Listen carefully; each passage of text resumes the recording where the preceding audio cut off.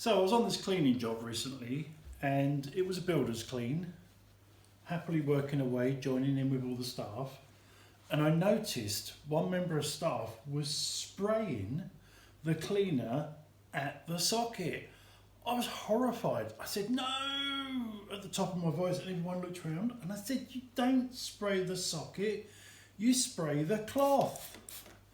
And you don't make the cloth too wet because the socket has electricity. Always spray the cloth."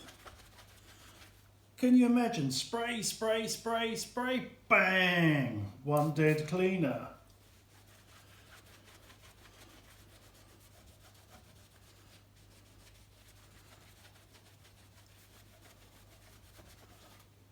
Look at that. It looks absolutely no different because it was already clean, but I was just using it for the purpose of this video.